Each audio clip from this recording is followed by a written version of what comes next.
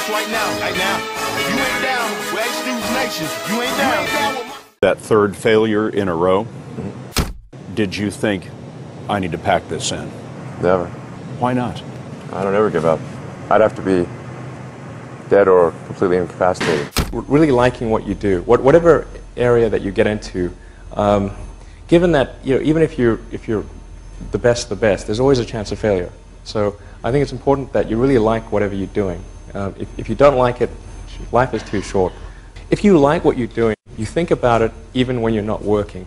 I mean, it's something that your mind is drawn to, and if you don't like it, you just really can't make it work, I think. So many people try to talk me out of starting a rocket company. It was crazy. One good friend of mine collected a whole series of videos of rockets blowing up and made me watch those. He just didn't want me to lose all my money. We're doing these things that seem unlikely to succeed, and we've been fortunate, and at least thus far they have succeeded. Now is the time to take risk.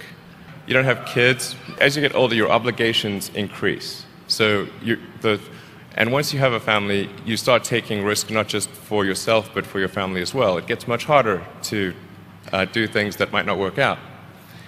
So now is the time to do that before you have those obligations. So I would encourage you to take risks now. Do something bold. You won't regret it. How did you figure you were going to start a car company and be successful at it? Well, I didn't really think Tesla would be successful. I thought we would most likely fail.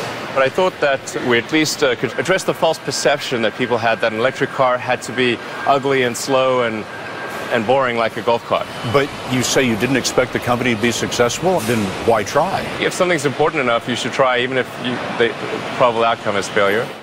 You focus on signal over noise. A lot of companies get confused. They spend money on things that don't actually make the product better. For example, at Tesla, we've never spent any money on advertising. We put all of the money into R&D and manufacturing and design to try to make the car as good as possible. I think that's the way to go. For any given company, just can keep thinking about, are these efforts that people are expending, are they resulting in a better product or service? And if they're not, stop those efforts. When I interview someone to work at the companies, would be to ask them to tell me about the problems that they worked on and how they solved them. And if someone was really the person that solved it, they'll be able to answer multiple levels. They'll be able to go down to the brass tacks. And if they weren't, they'll get stuck. And then you can say, oh, this person was not really the person who solved it, because anyone who struggled hard with a problem never forgets it. If you're creating a company or if you're joining a company, the most important thing is to attract great people. So either join a group that's amazing, that you really respect, or if you're building a company, you've got to gather great people. I mean, all a company is a group of people that have gathered together to create a product or service. And so depending upon how talented and hardworking that group is, and the degree to which they are focused cohesively in a good direction, that will determine the success of the company. So do everything you can to gather great people if you're creating a company.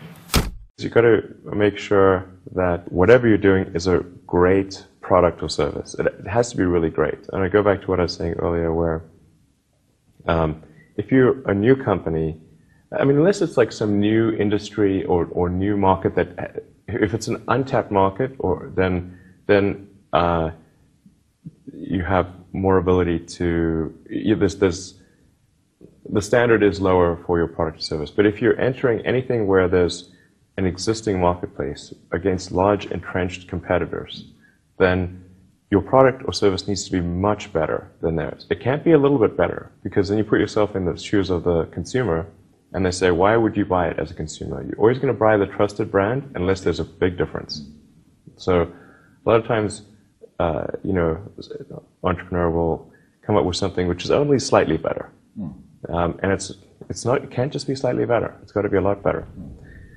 Depending upon how well you want to do, and particularly if you're starting a company, you need to work super hard. So what does super hard mean?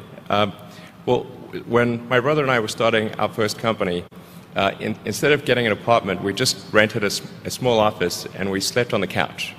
And we showered at the YMCA, And we're so hot up, we had one computer. So the website was up during the day, and I was coding at night. 7 days a week, all the time. And I sort of briefly had a girlfriend in that period, and in order to be with me, she had to sleep in the office. So work hard, like, I mean, every waking hour. That's the thing I would say, particularly if you're starting a company. And I mean, if you do simple math, say like, okay, if somebody else is working 50 hours and you're working 100, you'll get twice as much done in the course of a year as the other company.